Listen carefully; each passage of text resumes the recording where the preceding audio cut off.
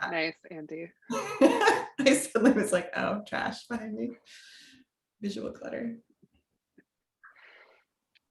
We're gonna give another moment to let folks settle in, and then we'll get started.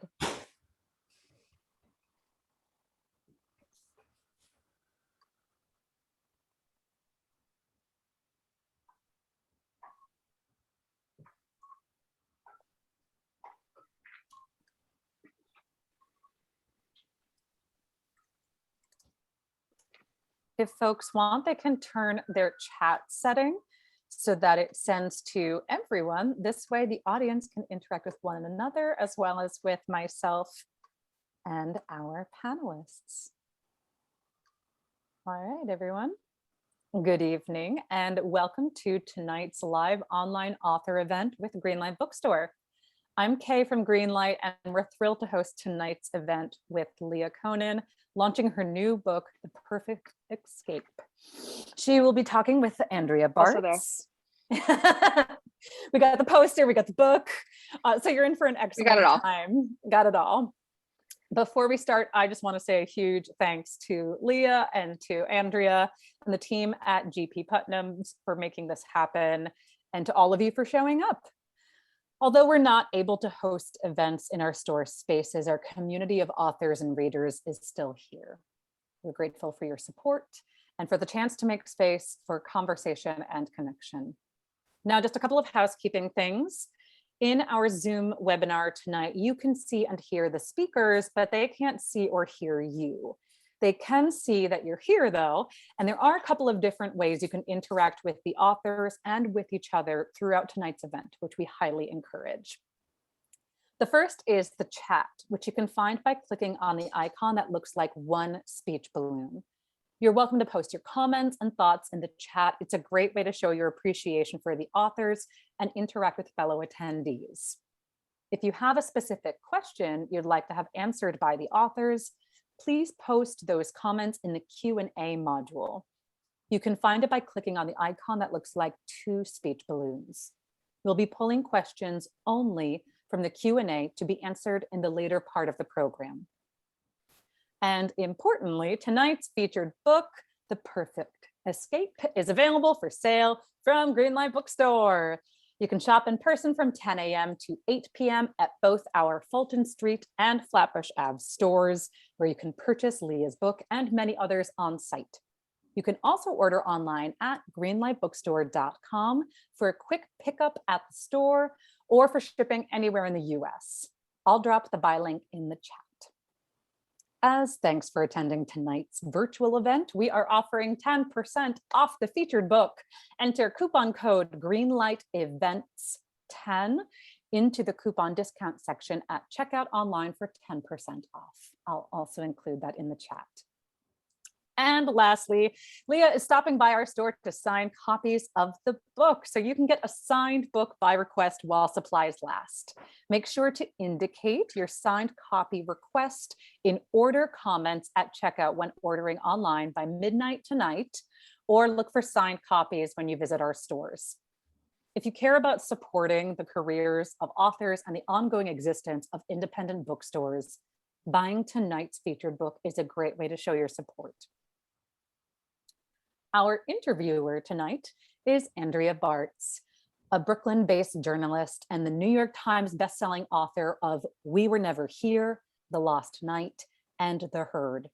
Her work has appeared in the Wall Street Journal, Marie Claire, Vogue, and many other outlets, and she's held editorial positions at Glamour, Psychology Today, and Self, among other publications. She will be speaking with our featured author, Leah Konen. Konen is a graduate of the University of North Carolina at Chapel Hill, where she studied journalism and English literature. Her debut thriller, All the Broken People, was a Rolling Stone, Marie Claire, She Reads, and Charlotte Observer Best Summer Book Pick. She's also the author of several young adult novels, including Love and Other Trainwrecks and The Romantics. She lives in Brooklyn and Saugerties, New York, with her husband, their daughter, Eleanor, and their dog, Farley. Leah's new book, The Perfect Escape, is a twisty, unforgettable thriller about a perfect girls' weekend gone deadly. which book page described as having a delicious, unhinged energy. Leah is going to start us off with a reading from the book, and then she'll be talking with Andrea and with all of you. Please take it away, Leah and Andrea. Thank you. First, I just want to say thank you so much to Greenlight, and seriously, get the book, get your signed copy from Greenlight, because that is the best way to keep all of this amazing stuff going, especially during the pandemic when it is so incredibly difficult to make all of this work. So seriously, just a huge thank you to them for hosting. I'm just going to read quickly from a few chapters in of this book. Basically, The Perfect Escape is a book about three friends who go on a trip. They're headed to the Adirondacks, and halfway to their destination, the car breaks down and they find themselves in a town that they were not supposed to be in. And one of our main characters actually realizes that her ex, who she was trying to get some space from on this weekend, actually lives in this town. So this is kind of the chapter of her putting all of this together. At first, I hadn't even realized it. I'd gone into the gas station, read my mom's text, and hadn't had a clue. But once the key was gone, once we started to talk about staying the night, once I really gave Google Maps a good look, there it was. Catskill, New York. It was a quaint little town, not as built up as Woodstock or Kingston, a sweet mountain destination that lost residents and all its businesses sometime in the 70s, like so many of these towns did. Only starting to revitalize in the last few years, craft beer tasting rooms and fair trade coffee shops popping up like flowers breaking through the frost after a long winter. Population 11,000. Established in the 1770s, the former home of several New York State politicians and artists, a successful baseball player, and surprisingly, the place where Mike Tyson began his training in the 1980s. I knew all about Catskill. I'd spent too much time on its too short Wikipedia page, devouring every fact I could, or using Google Maps to walk myself up and down its streets, or actually walking up and down those streets, trying to understand, but that was only once, promise. It would be okay, I told myself, as we'd chosen rooms and opened a bottle of wine, as we'd settled on a nearby bar, Eamon's, for a very late dinner, as I let Diana do my makeup and run a flat iron over my hair, insistent that we make the most of our night out. Hell, maybe it'd be more than okay. Maybe this crazy trip would bring us together. Because Catskill, New York, the setting of our breakdown, wasn't just another upstate New York mountain town. It was where Harry lived now, where Harry lived with Elizabeth, the woman he left me for. It was nearly 10 by the time we arrived at Eamon's, a brutal, sweeping cinder block building with huge windows on one side. It must have been an old gas station or auto shop before. It was set off a small road, a few blocks from the main drag, and surrounded by woods. Half cool, half creepy. Diana led the way, striding confidently, Margaret right behind her. The air was balmy, almost wet, in that early May way that says summer is coming, stat. There was no bouncer, no one even checking IDs, but based on the number of cars in the dusty parking lot, the sound of voices bursting from inside, and the cluster of people sharing smokes out front, it was anything but empty. I grabbed the ends of my hair, which felt glossy and blunt when straightened. Between that and Diana's insistence on a cat eye, I felt overly made up for this sort of place, like I was trying too hard. She would never try too hard. She didn't have to. So who's going to make out with the townie? Diana asked, turning to us and grinning mischievously. She ran a finger over the neckline of her slinky black dress. She looked fabulous. When in Rome, right? And we're looking fantastic, all things considered. No thanks, Margaret said. She wasn't the sort for public makeouts, and if I understood correctly, she hadn't been with anyone but Lars in over a decade. For my part, I forced a grin. Part of me wanted to, needed to. I had to shake off my grief, but the other part couldn't help but imagine. Diana turned away abruptly, tugging open the large wooden door. If I knew her, and I did, she'd be ordering trios of margaritas or tequila shots in minutes. She was a drink away your sorrows, drink away your stresses sort of woman. And though our hangouts almost always led to headaches the next morning, I didn't mind. There was something about the way her eyes locked on yours as she listened to all your problems. The way she knew how to say just the right thing, never dishing out advice, as Margaret sometimes tended to do, but just being there. That must be so hard. I'm so mad that happened to you. Of course you would feel that way. She was the glue of our group, even if I was the one who technically brought us together. She was 33, which put her smack dab in the middle of Margaret and me age-wise, and her easygoing, up for anything spirit was a perfect bridge between my reckless impulsivity and Margaret's careful planning. Inside, the bar was dark, hazy, and cavernous. Large cinder blocks rose high on one side, wood paneling on the other, and doors led off to side rooms, one holding a pool table, another a jukebox, the one in back leading to a hallway that headed who knows where. I couldn't help it. I found my head swiveling back and forth, looking. Even in the darkness, the blur of bodies and profiles, I struggled to spot a flash of Harry's silver hair or strong nose. He probably didn't even go out anymore, not with her. They probably made nice steaks at home and split fancy bottles of wine and had sex in the kitchen, that kind of thing. He probably didn't even think of me at all. Help you? I turned back to see the bartender, face illuminated by the glow of a hanging green glass lamp and a neon Pabst bar sign, his voice almost as scratchy as his beard. I didn't see it on the list, but can you do margaritas? Diana asked. Strong ones. Ding, ding, ding. Diana would go on Dianaing, that was for sure. The bar's typical offerings, be damned. The guy gestured down the bar. The plastic edge of a blender glinted in the hazy light. If you can handle them, I can do it. Diana eyed us, as if waiting for one of us to stop her. Asked for a very adult glass of red wine. My treat, she said. Lord, Margaret said, we still have to drive tomorrow, you know. She glanced at Diana, right? Of course, Diana said, but tomorrow's still a long way away.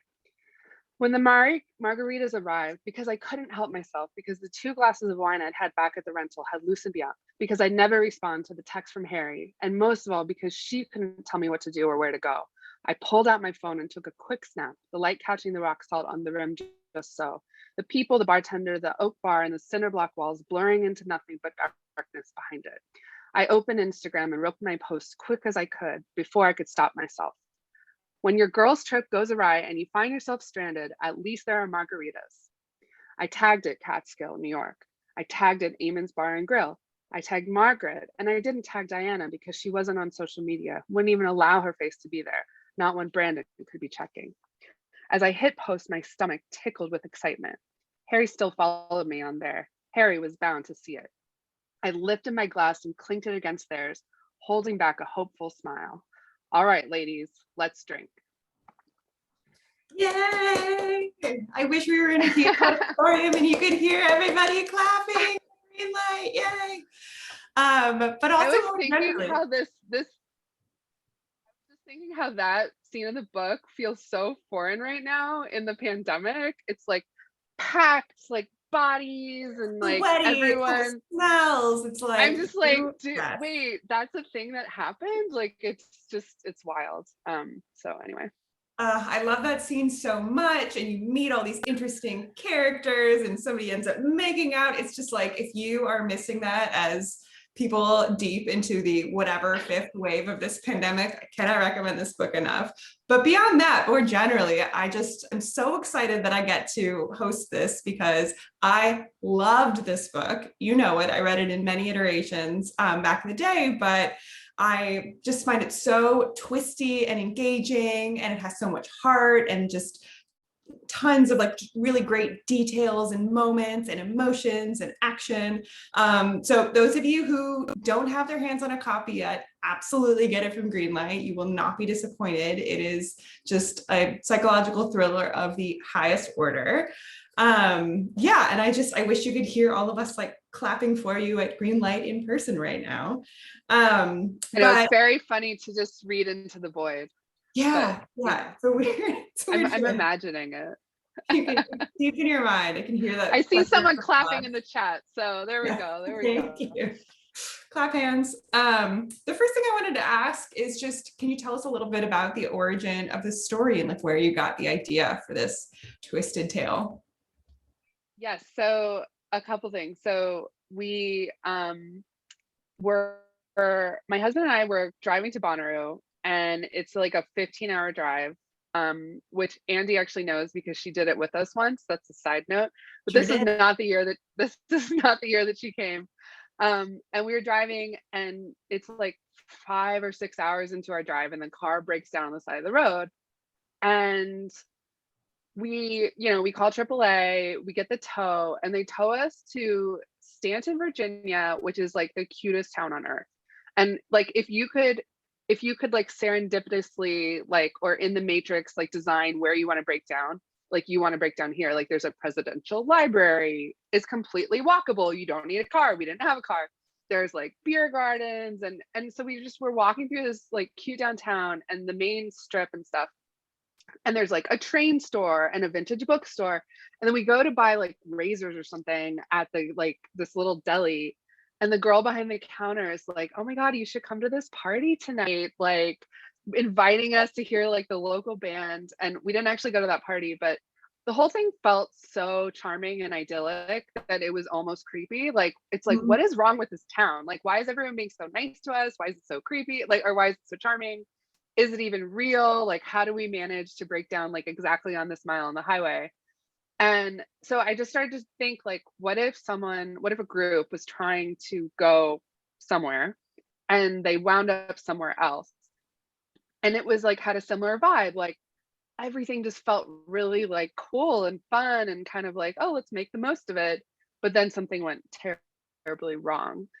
And then my second story is when I was on a bachelorette weekend for a dear friend Blair in California. We were all hanging out, and one of the girls goes running and like discovers that like the bachelorette weekend was like next to some secret society, and it was like we read the whole Wikipedia page, and it was really wild, and it was like kind of a cult or like kind of like the Illuminati, like it was like a lot of powerful people. It was very strange. So there are actually no cult elements in this book, but that got me thinking of just like truly like a girl's trip gone wrong. Like how wrong can it go? Like what could happen? Like just what happens when you take this thing that's going to be this wonderful like little escape you have together, where you're like, let's just get out of the city and have fun. And then just, I mean, everything that could go wrong goes wrong, but also in unusual ways. Like there's a line in the book where a character asks, what is this, the twilight zone of exes? Because the people that the girls are trying to like kind of get space from, because, sorry, worth mentioning, they're all going through breakups, keep showing up in this town. So it's like, what is really going on here was kind of my like driving force for the book.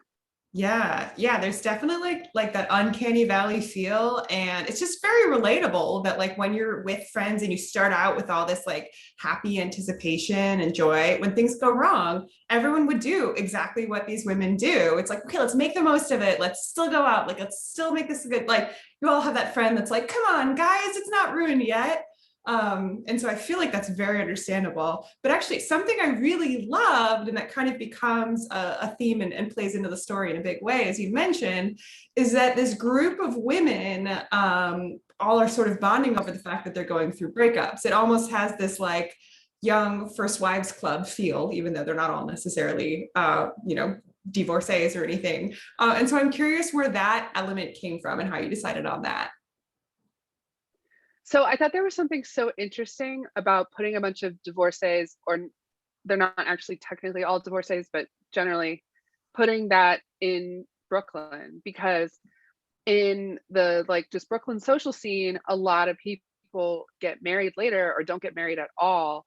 So it felt like almost like weirdly almost more shameful like to be divorcees in Brooklyn, because it's just like, it's like everyone else is just like still dating, and you already like have this kind of past behind you. Obviously not that it should be shameful at all, but I think it's actually like almost more unusual because less people are getting married, so therefore you have, whereas maybe in other places where people are getting married right out of college, they're getting divorced in their late 20s, and it's not so uncommon.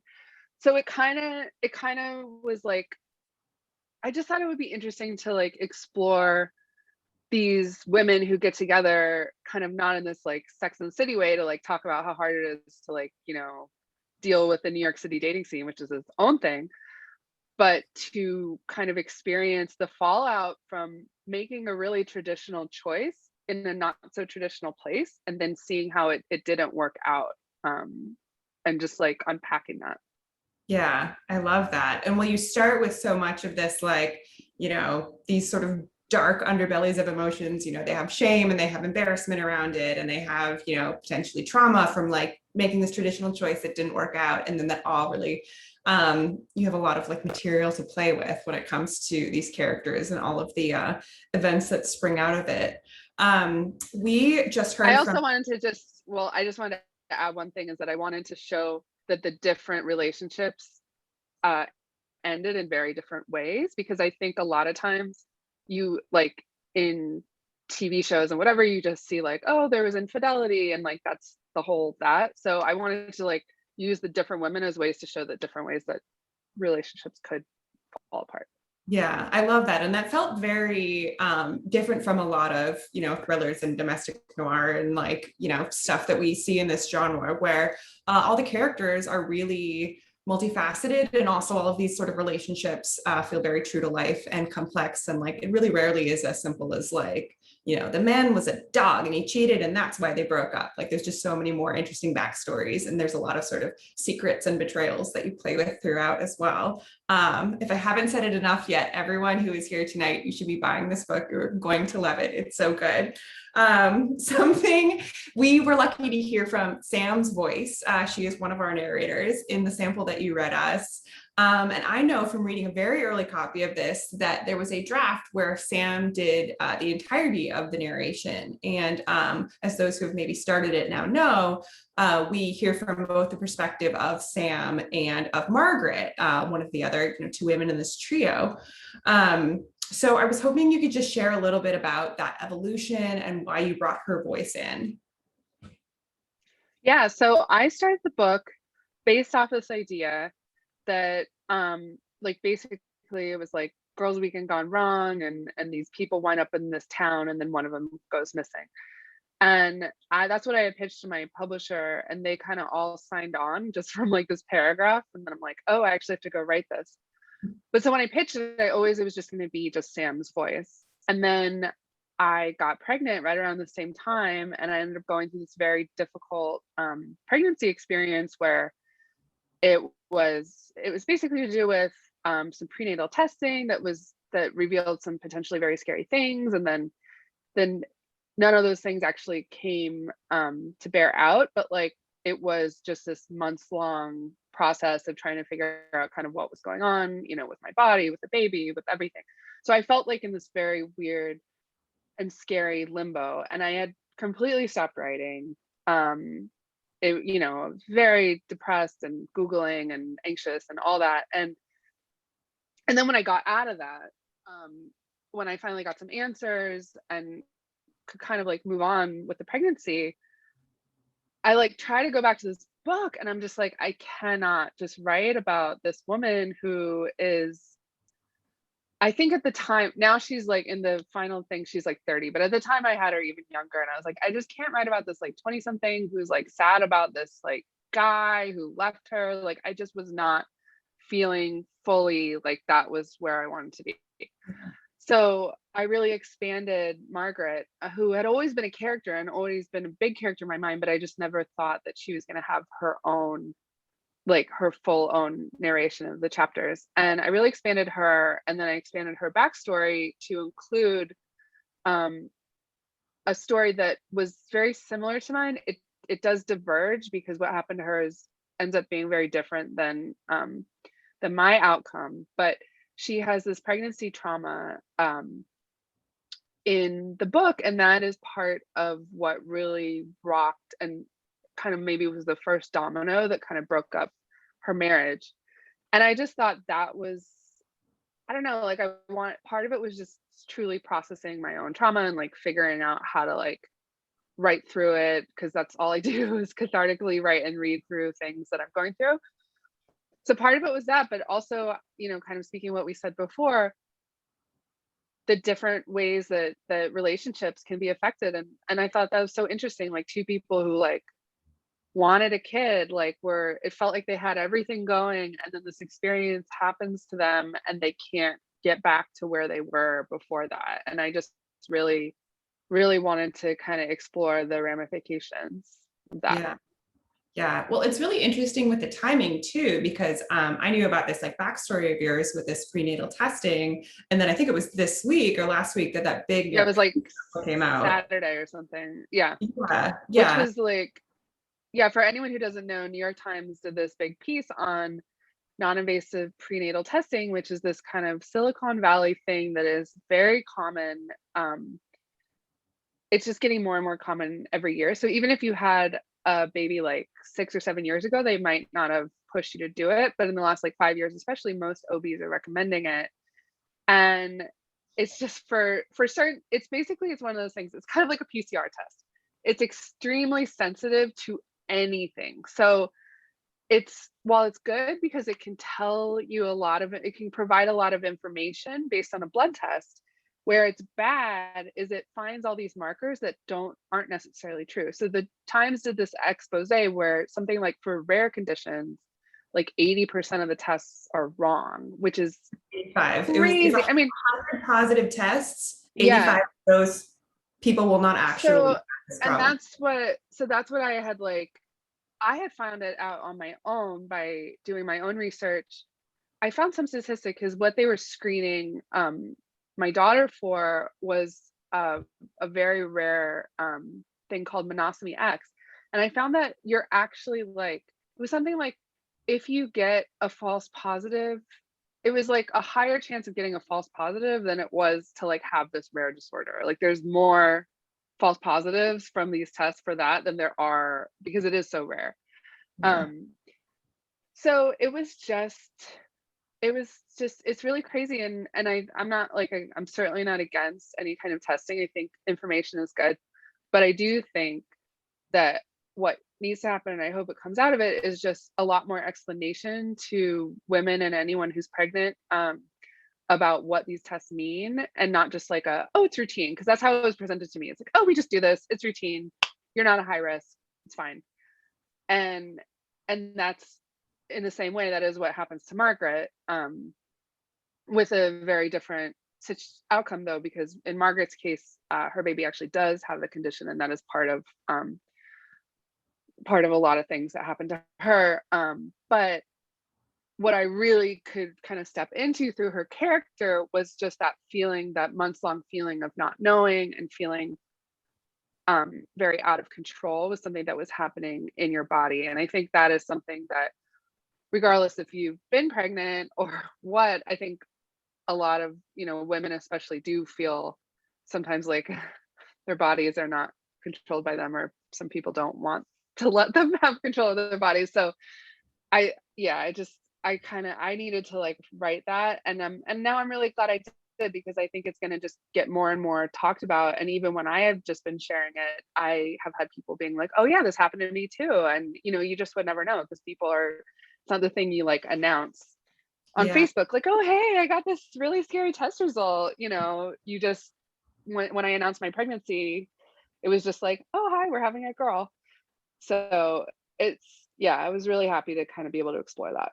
Yeah. Well, I'm really glad that you took on that topic, and it really adds a lot of depth. And it's interesting now. I can't imagine the book without both of their perspectives, in large part too, because it does such a different thing with the narrative when you're switching back and forth between two people's minds, and they have different information, different experiences, different things that they're sort of digging up. So can you talk a little bit about adding in a whole nother character, and did that open things up for you, or excuse me, adding a whole nother narrator, like did that open up a lot of possibilities for you, or was it like this back to the drawing board of like, how am I going to present this story now? Was it challenging? So I had written 2 narrators before with one of my YA novels, Love and Other Trainwrecks, and it was really fun. Right at Greenlight. Yeah, please buy it at Greenlight. It was really, really fun, and like I loved it, but I also was like, I'm never doing this again. Like, no way. Andy, you've written multiple, so like you're like, once you finish it, you're like, I'm never doing it again. So I was actually really hesitant, and my editor at Putnam had suggested like, oh, is that something you want to explore? And I was like, I really don't think so. And then of course find myself there. So and then with a mystery too, you are, at least with Love and Other Trainwrecks, it was a pretty straightforward, it was a 24-hour story about two kids who meet on a train that breaks down. And also I apparently have a thing with car and vehicle breakdowns. I don't know, I didn't realize that theme was throughout my books, but here we are.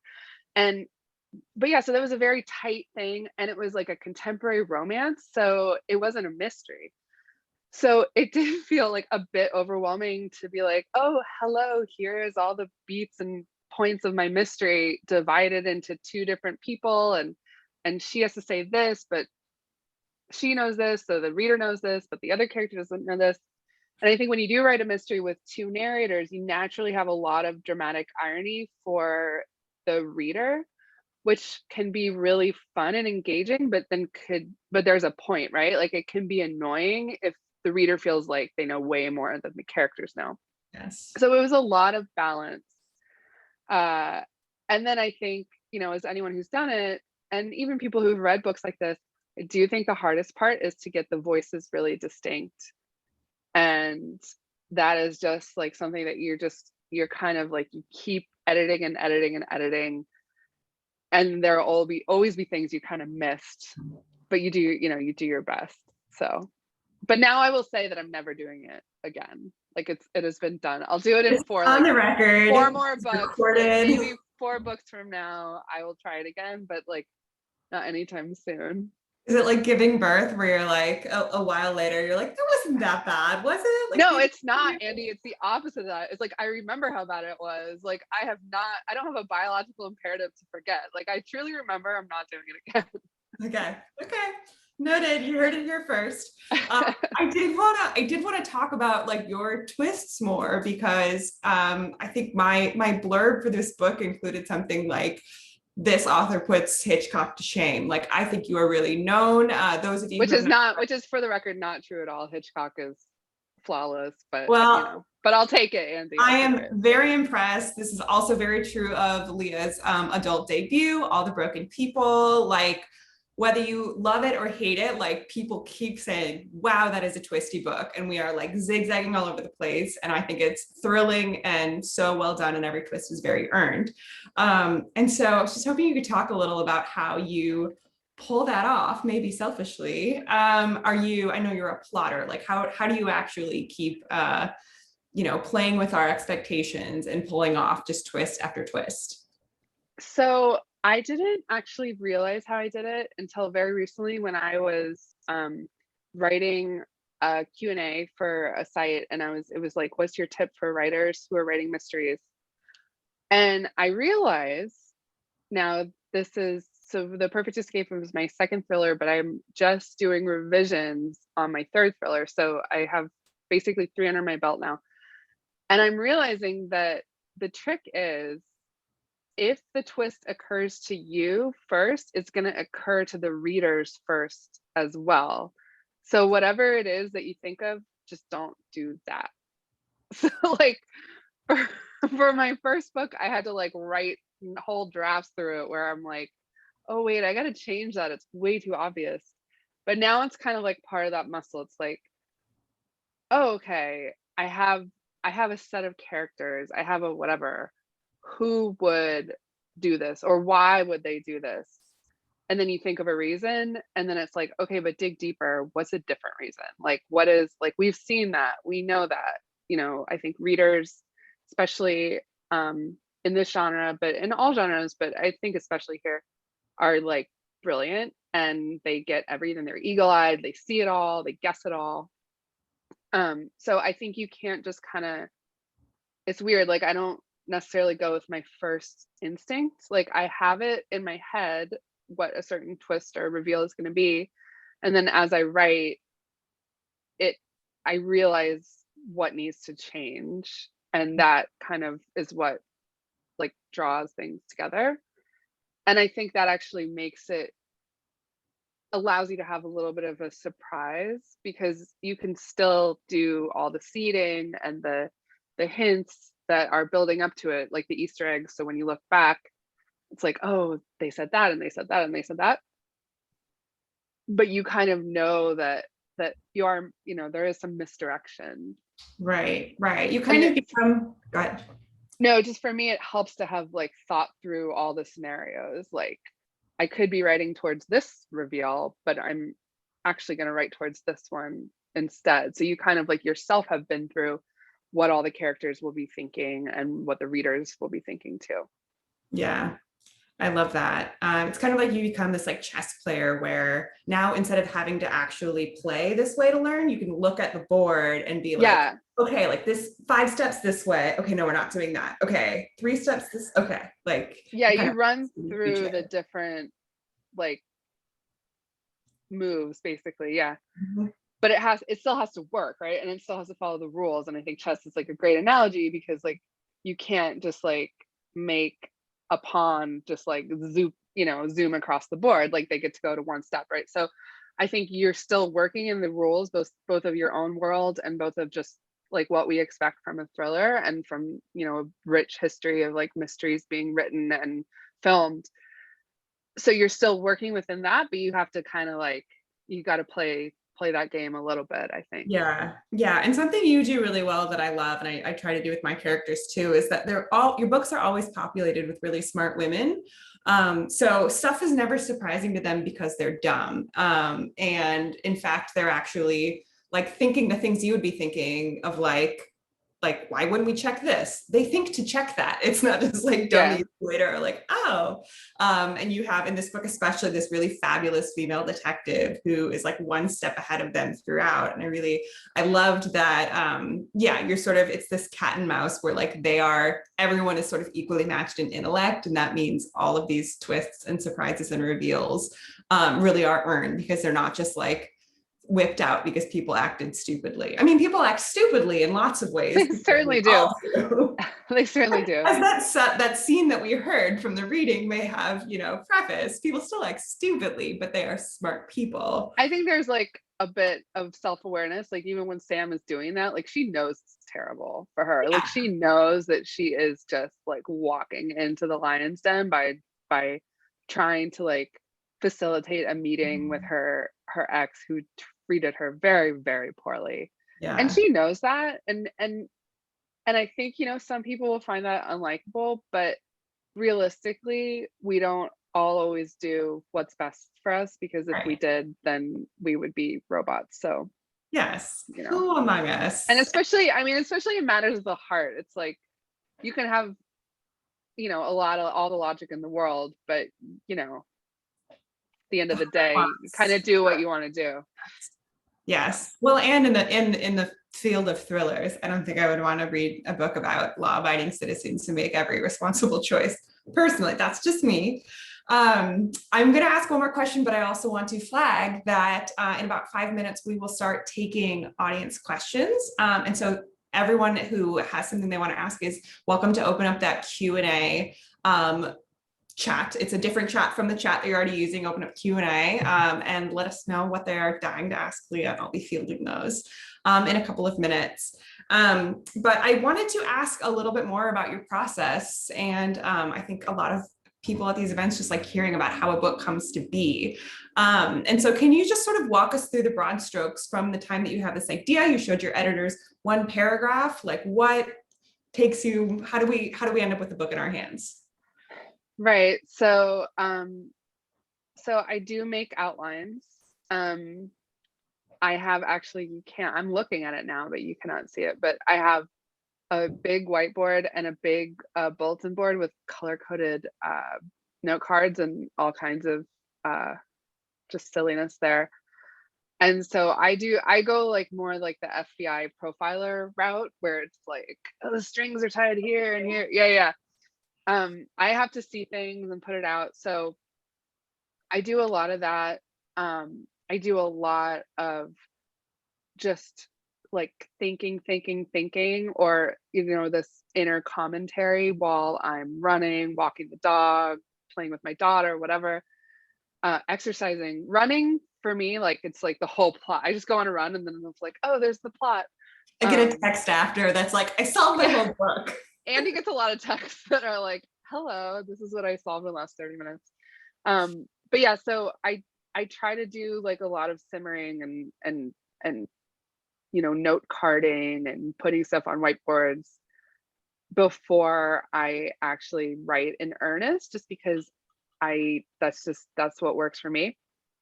But then that said, I always plot. I mean, because I think a lot of times it's like, are you a plotter or a pantser? And for those who aren't in writing circles, pantser is like you fly by the seat of your pants and you just write.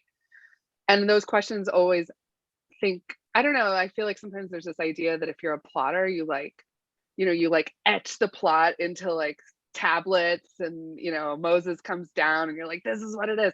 No, like you change it, like you're constantly changing it. That's why you have a whiteboard. That's why you have note cards on a bulletin board that you can move around.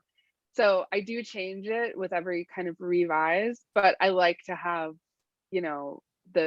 the beats there. And my agent is here, Elizabeth, and she can just attest that things change a lot sometimes, especially for my first book.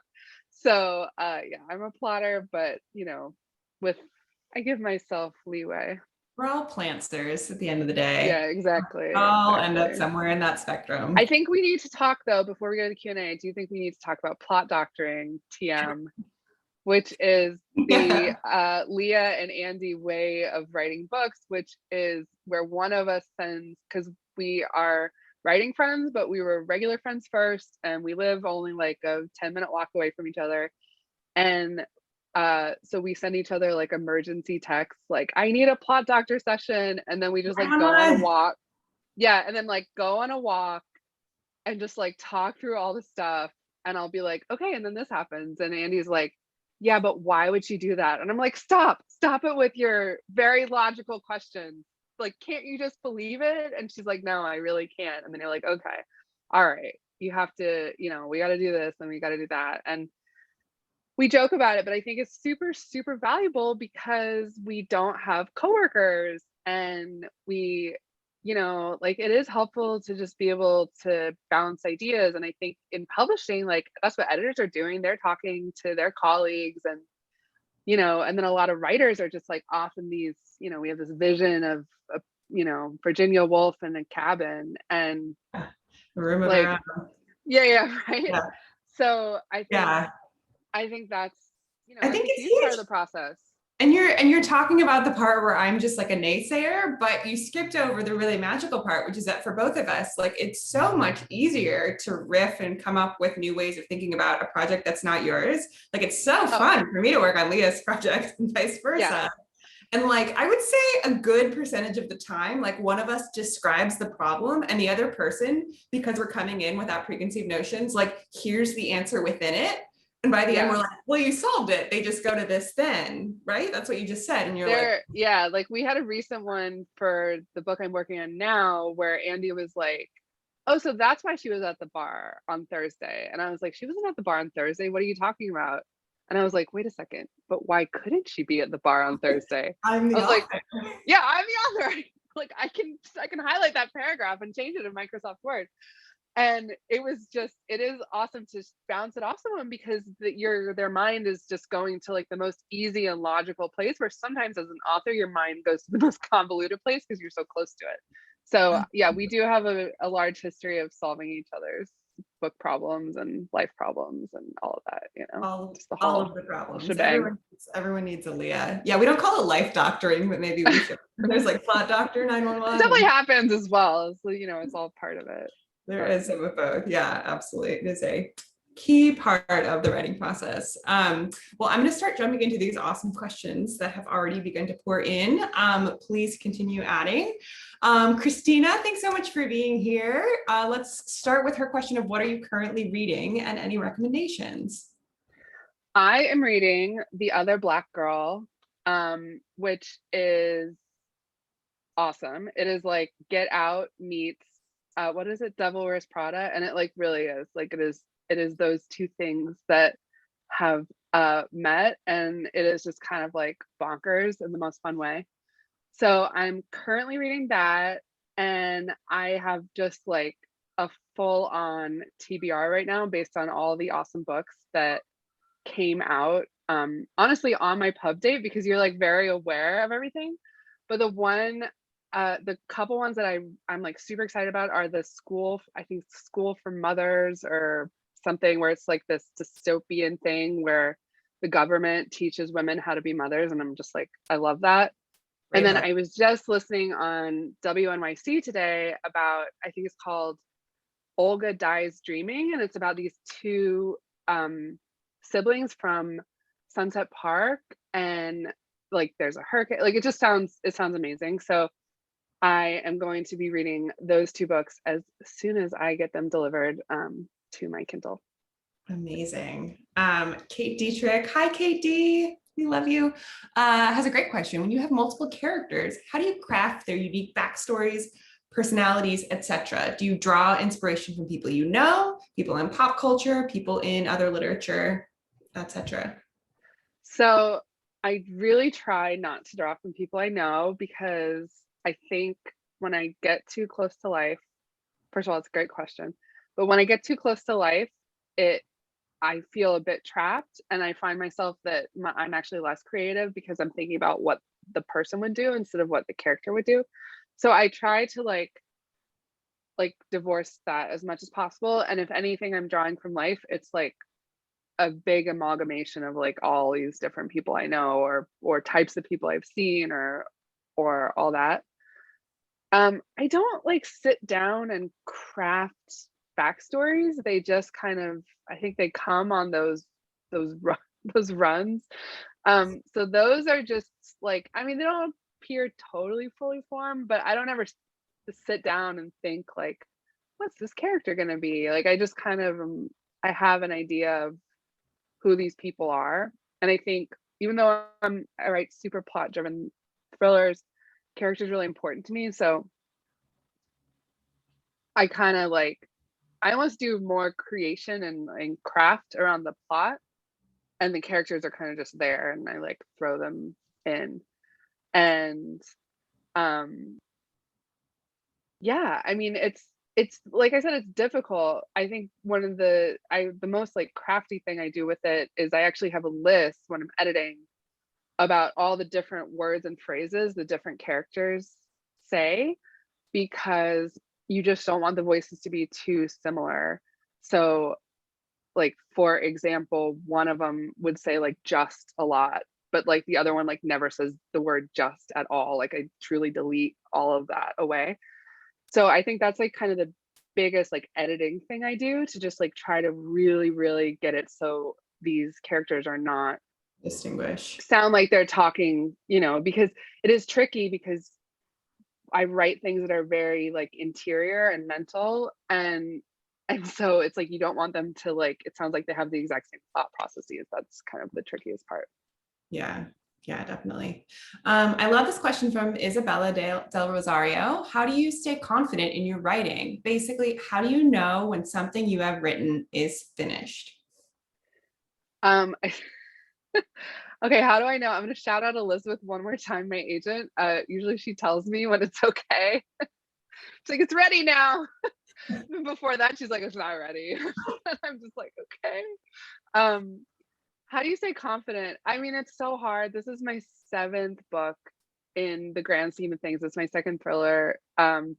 There's no easy like confidence pill you can take for writing. I don't think any of us, Andy like hit the New York Times bestseller list this year, and I was like, okay, is your life different? Did it change in every way? And she's like, no. I'm like, okay.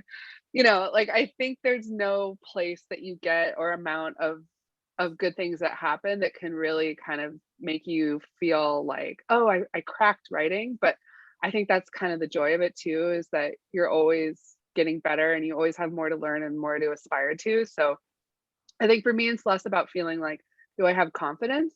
And more just about finding a project that I feel like I'm going to learn from, and it's going to be a challenge to me, and I'm going to enjoy that challenge. Yeah, it is back to the blank page every single time. All right, I'm going to try to move more quickly so we can be sure to get through these. Jill has an interesting question. Leah, do you still act as a book doctor for others besides Andy? Yeah, Leah, do you? I do. I have a business called it's called NewYorkBookEditor.com is the website. And I actually am a developmental editor on the side too. I don't take a huge amount of projects on because I have a lot else going on, but I love to work on commercial fiction and especially women's fiction and obviously thrillers. So yeah, if you are interested, head over there and you can find all the information. Yeah, if anyone's looking for a developmental editor. A great question from Jane Gordon. Is it harder to concentrate writing a book with an active toddler running about versus the books you wrote before Eleanor appeared? Yes. I mean, yes and no. I think I got to the realization some point this fall, probably when she started to be like running everywhere all the time, that I cannot work while I'm watching her. So to me, they're both jobs. And if I'm like, if I'm watching her, that is my full-time occupation at the moment. And if I'm writing, I'm writing. So I just have to separate them as much as possible. Yeah, I love that. A question from Carl, who is a writer himself. So I love this question too. He says, I loved the book and I'm fascinated how writers express their worldview if you read between the lines of their stories. What part of your worldview did you get to explore with this novel? Oh, Carl, with the stumping questions. I love it. I mean, we're asking about theme, we're asking about message. I know. So, okay. The caveat is that I'm a firm believer that whatever anyone wants to take away from the book is what they can take away from the book. And it's like out of my hands and readers get to do that. But that said, I think my worldview is really coming out in this book is that there are a lot of flawed women and women are not allowed to be flawed in the way that men are.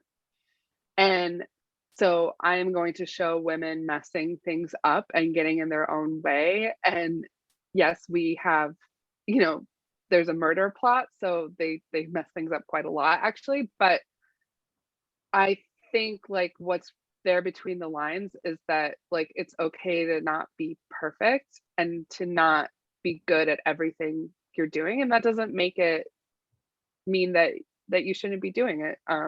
Just because you don't always do it right. Yeah. I mean, it might make you unlikable, but doesn't mean you shouldn't do it. I think if anyone put like their thoughts that are going through their own heads onto a page as we do for our narrators, no one would be likable. What readout of someone's mental, like, who has like Pollyanna going on up here? And it's just like, oh, the nicest, I'm sure there's a few of us, but I don't think, especially these days, I don't think any of us would be likable if you just like pulled that whole head open. Yes, the transcript of their thoughts. Elizabeth's question I'm going to come back to because I think that's a great way to close. Jane asked, did you take a lot of local day trips from upstate for colorful inspiration for accurate scene locations for this book? Yes, so I live upstate part-time and I live in Saugerties, which is about 20 minutes away from Catskill. I really wanted to do Catskill because I'd already done Woodstock, which is very close. And I love doing Woodstock for all the broken people, but I wanted to go in a different direction. And what is fun about Catskill is it's just like truly like a strip of downtown. Like it is very, very small. It's not like a lot going on. And I just thought it was just kind of the perfect place for them to be like, feel like they're stranded. Yeah. So I went up there a couple times, but a lot of it is also just based on kind of the beauty that's around me and Saugerties as well, because it's all part of the Hudson Valley. Yeah. And you really capture this location that's like remote and yet only a few hours from the city. And there's kind of townies and there's people from Brooklyn and it captures it well. So again, everyone should buy this book from Greenlight. Helen, my book again. Hello, show it please. She says, when you write dialogue, knowing of course where you're going with the scene, do you listen to your characters? Like you know where they're coming from and the reasoning and motivation, but you actually let them speak and they give you the dialogue to a point. And congrats, Andy. This is so interesting. Thank you so much, Helen, for being here. Yes, so definitely do it that way. I write all of the dialogue in my head. I mean, I write almost everything I write in my head before I start typing it. Usually a lot of times I will like stand up and just like pace the room for a minute and kind of listen. And then I'll just try to like jot it down as best as I can. But I think especially with dialogue, I don't like think, what are they going to say? I just kind of think I don't know. Dialogue is something that I don't think about a lot. I think it's always kind of come a little more naturally to me. It's not one of the things I have to like work on a ton. Yeah. And there's definitely like a musicality to it, and like you hear the different different I think characters. it's because I'm just so good at eavesdropping on other people's conversations that I've been training for this my entire life. There you go. Like, You know, all led to this. Chrissy, hi Chrissy. She says this might be like asking a mother to choose a favorite child, but which of your characters has been your favorite? And I just really quick want to say, Chrissy, which of your children is your favorite? I'm just kidding. She has twins. They're adorable. I think, you know, for this book, I think Margaret is my favorite. I usually don't have a favorite, but in this one, Margaret, just because I really feel for her with what she went through with her pregnancy. And yeah, girl after my own heart there. Yeah, you really feel her whole journey. All right, let's end with this excellent question from Elizabeth. Can you share a little bit about what you're working on next? Yes. So I just finished a revision. I just sent it to my editors like 5 days ago. I'm so excited. But basically what happened was had a baby in real life, couple months of, you know, newborn, and then the pandemic happened and all kinds of stuff, you know, that was just like a crazy time to have a child. And on top of that, I'd had a very unexpectedly traumatic birth where I had an emergency C-section. It was very scary, and all of that kind of just led into like I don't know that I would say I had you know, full on like clinical postpartum depression, but I definitely had this feeling of flatness and disconnection in the first few months after I had Eleanor. And it was so just like there was such an intensity to it that I hadn't felt before. And I was like, why didn't anyone tell me it was going to be like this? And, you know, it just felt like kind of crazy. And so when I came out of that, when Eleanor was maybe about like 5 months old and we were still deep into the pandemic, because we still are, I started writing, and these like 70 pages just kind of came out of me about this woman who has a 6-week-old baby. And kind of the hook is that she's dealing with postpartum depression.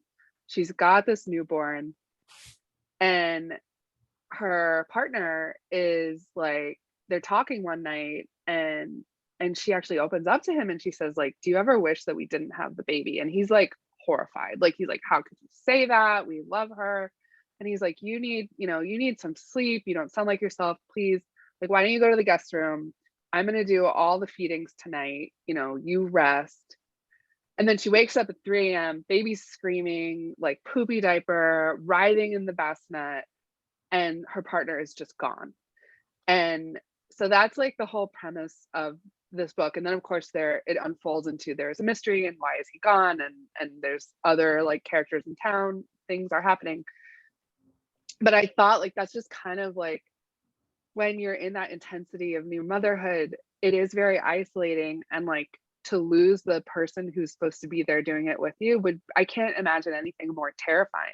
So I was like, what if you wrote a thriller about that? And that's what I did. So I'm super excited about this book because I think it's just like really, really, again, like kind of like when we were talking about the pregnancy stuff, I think a lot of times we see postpartum depression portrayed in a very specific way. And I think there's so many ways it can come to light. And I just like want to really normalize that. And, you know, and I think there's lots in there too for people who aren't mothers. It's not like you have to, you know, feel that there's like a solid mystery and all that, but it's my postpartum thriller, and I'm very excited about it. Amazing. I'm very excited about it too. So that one's coming out in 2024, 23? I think 23. But we don't have like a title or a date set, but I will be, you know, but you should buy that one on Greenlight too. Yeah, as soon as that one is in up, a year. Greenlight's the place to go. Thank you both so much. This was such a great conversation. Clearly from the questions, you know, folks were so eager to hear more from you both about the writing process. Loved hearing plot doctors, that you're an FBI agent with plotting. Learned the new expression, are you a plotter or a pantser? Amazing, amazing. Yeah, but I think this is what our readers always hope for in a book event, is to learn how to write their own mystery novel. Thank you so Absolutely. much. Thank you so much. This is a great conversation. Thank you all for attending tonight's event. Please, please support Greenlight Bookstore and Leah and Andrea. We carry both of their books at the store. Leah will be signing, and so you can get signed copies of her newest book, The Perfect Escape, with that gorgeous poster in the back. I don't know that she's giving up the poster, but you can buy the book. You can buy it on the website, you can buy it in the store. Thank you both so much for this conversation, and we will see you next time in 2023. Thank you so much, Greenlight. Thank you for doing this.